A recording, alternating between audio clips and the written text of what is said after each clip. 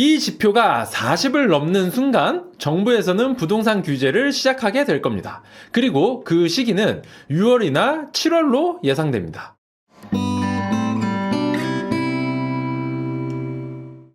내 집 마련 준비하시는 분들, 그리고 부동산 매수를 고민하시는 분들, 그분들을 가장 괴롭히는 게 바로 정부의 부동산 규제 정책입니다. 이 규제가 언제 어떤 형태로 올지 미리 예측할 수 있다고 하면 믿어지십니까? 부통령TV에서는 10년 이상의 통계 데이터를 분석을 해서 부동산 규제가 발생하는 시기를 알 수 있는 지표를 찾아냈습니다. 영상을 끝까지 보시면 그 답을 알 수 있습니다. 좋아요와 구독도 눌러주시고요. 서울 집값 오르는 게 심상치가 않아요. 이 갭 메우기 얘기까지 나오고 있죠. 강남 3구 용산 토어제 확대 이후로 풍선 효과가 분명하게 나타나고 있고요. 은행권 대출을 조이니까 사람들이 보험사로 몰리는 이 대출 풍선 효과도 발생하고 있네요. 사람들의 움직임이 활발해지고 있다는 뜻이죠. 그래서 이제 정부에서도 슬슬 또 규제 강화에 대한 시동을 걸기 시작했습니다. 부동산 시장은 규제의 영향을 정말 많이 받거든요. 규제가 강해지기 전에 실수요가 필요하신 분들은 서둘러서 움직이셔야 합니다. 규제 이후에는 집 사기가 참 어려워지고 피곤해지거든요. 근데 규제가 언제 생길지 미리 알 수가 있나요?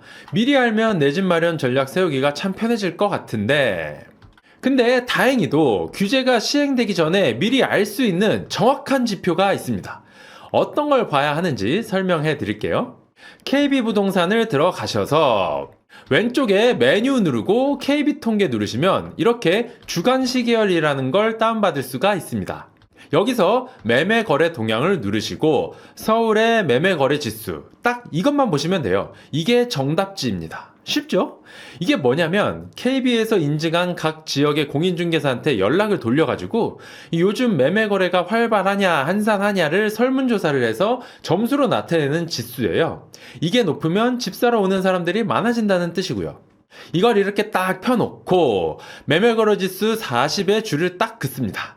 여기 이 40이 넘는 얘네들, 이렇게 40이 넘으면 규제가 100% 터집니다. 이렇게 정직한 지표가 없어요.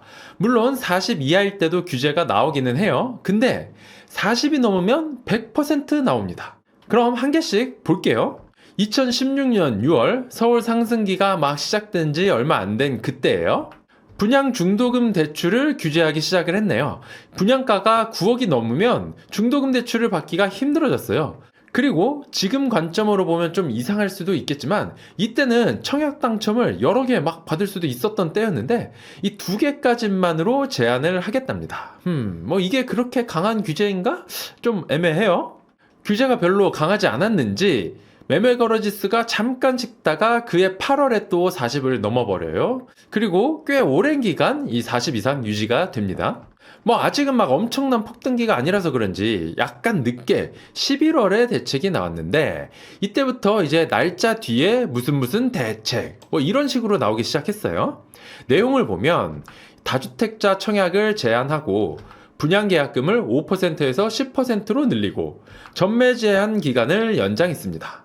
이때는 주로 이 분양에 대한 규제가 많았네요. 이때 나온 게 6.19 대책이라는 겁니다. 문재인 정권의 그 유명한 26번의 부동산 대책 중에 1번 타자예요. 이제부터 정책이 좀 피부에 확 와닿기 시작합니다. 분양뿐만이 아니라 일반적인 매매에도 적용되는 규제들이거든요. 한번 내용을 보시면 서울 11개구의 조정 대상 지역을 걸어버리고 LTV를 70%에서 60%로 DTI를 60%에서 50%로 줄입니다. 이때는 DTI였었어요. 이자만 계산하는. 근데 6.19 대책이 씨알도 안 먹혔는지 규제 이후 잠깐 식는 듯 하다가 한 달 만에 다시 50을 넘어버려요. 그래서 뭐 한 달 반 만에 또 대책이 나오죠. 서울 전역을 투기과열지구로 지정을 하고 다주택자 양도세를 10% 더 중과하고 LTV랑 DTI도 확 줄여버립니다. 그리고 18년 8월 단기간에 거의 70까지 그냥 수직 상승을 해버렸어요. 그래서 다음 달인 9월에 9.13 대책이라는 걸 발표해요. 다주택자 주담대를 금지하고 종부세를 인상하고 일시적 2주택을 3년에서 2년으로 줄이고 DTI 대신에 이 원리금을 동시에 계산하는 DSR을 이때 최초로 도입합니다. 근데 이때는 DSR이 80%였네요. 그리고 19년 9월에 40을 살짝 넘깁니다. 이 40 넘은 상태로 몇 달 유지가 됐네요. 그래서 12월에 이 12-16 대책이라는 이게 진짜 빡센 게 하나 또 나오는데 LTV를 차등 적용을 해서 9억 이상은 20%, 15억 이상은 아예 대출을 금지를 해버려요. 돈 없으면 대출 받아서 집 살 생각하지 말라는 뜻이죠. 그리고 다주택자 종부세를 중과하고 일시적 2주택을 2년에서 1년으로 줄이고 DSR을 40%로 반토막 내버립니다. 2020년 6월에는 이게 최고 수치를 찍어버리네요. 진짜로 70까지 넘겨버렸어요. 그래서 7월에 710 대책이라는 걸 내는데 이 대책 진짜 많긴 많네요. 이제 일시적 2주택을 6개월로 줄이고 종부세, 양도세를 더 올리고 다주택자 종부세를 또 중과시키고 취득세를 기존 최대 수치인 4%에서 이제 12%까지 올려버려요. 장난 아니죠? 그리고 한동안 하락기를 겪다가 작년이죠. 2024년 7월에 아주 간만에 4년 만에 40을 넘겼어요. 그랬더니 여지없이 또 규제가 나오죠. 가계대출 총량 규제라고 해가지고 갑자기 주담대를 잘 안 해주기 시작합니다. 갭 투자 막는다고 조건부 전세대출도 중단해버리고요. 이때 고생한 사람들 정말 많았었습니다. 그리고 올해 3월에 또 40을 넘어버리는데 이거는 강남 송파 몇 개 동에 걸려 있었던 토어제를 풀어서 그런 거였었죠. 토어제를 풀었다가 갑자기 시장이 막 과열되니까 정부가 화들짝 놀라서 동단위로 걸려있던 토어제를 9단위로 확 걸어버려요. 자, 이렇게 그동안 서울 매매 거래지수가 40이 넘었을 때 규제가 100%로 발생한다는 걸 길게 한번 확인을 해봤습니다.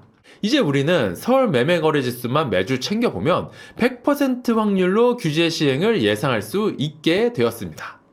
근데 지금 영상을 만드는 6월 초 매매 거래 지수가 심상치 않습니다. 최근 2, 3주 동안 갑자기 수직 상승을 해서 5월 26일자 데이터에는 31.5를 찍었습니다. 이게 이제 조금만 더 오르면 40을 돌파하게 될 거예요. 그게 지금 추세로는 6월이나 7월쯤으로 예상이 됩니다. 규제 나오겠죠? 그럼 어떤 내용의 규제가 예상되느냐? 이거는 지난 3월에 토어제 확대 지정을 하면서 예고가 됐었던 내용입니다. 시장 과열지에 조정 대상 지역이나 투기 과열 지구를 추가로 지정하겠다라고요. 어느 지역이 유력할까요? 요즘 오르는 추세를 보면 제가 예전 영상에서 규제 위험 지역으로 분류를 했었던 지역들 있죠? 성동, 마포, 양천, 광진, 강동. 이 지역들이 유력하겠죠? 상승 각도가 정말 날카롭습니다. 그럼 규제 지역이 되면 뭐가 불편할까요? 하나씩 보면 양도세, 비과세를 받으려면 실거주 2년을 필수로 해야 합니다. 이거 진짜 은근히 골치 아파요. LTV는 50%로 줄어드니까 사고 싶은 아파트 못 사게 될 수도 있는 거고요. 자금 조달 증빙 자료도 의무적으로 제출을 해야 합니다. 이거 진짜 장난 아니게 빡세요. 써보신 분들은 알 겁니다. 나중에 이것도 한번 따로 다뤄볼게요. 그리고 2호기 사시려는 분들은 취득세가 8%로 늘어납니다. 한마디로 규제 지역이 되고 나면 그 지역 아파트 사기가 정말 골치 아파진다라는 거예요.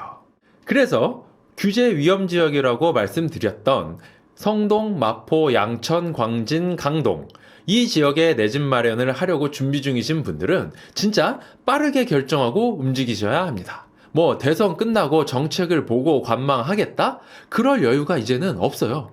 제가 올해 3월에 토어제 확대 지정이 되자마자 올렸던 영상에서 예상했었던 대로 지금 그대로 진행 중입니다. 여기까지 왔죠? 풍선 효과가 없을 거라고 했었던 사람들이 많은데 지금 마포, 성동, 강동, 양천, 광진 이 지역 진짜 장난 아니게 불장이에요. 막 줄 서서 집 보고 집 보자마자 그 자리에서 바로 계약금 쏘고 난리입니다. 이 지역들 생각하고 계신 분들은 이제 진짜 남은 시간이 없습니다. 자, 이렇게 내 집 마련을 준비하시는 분들에게 아주 큰 도움이 될 수 있는 부동산 규제 시기를 예측할 수 있는 방법에 대해서 알려드렸습니다. 앞으로도 부통령 채널에 오시면 유익한 정보를 많이 얻으실 수 있습니다.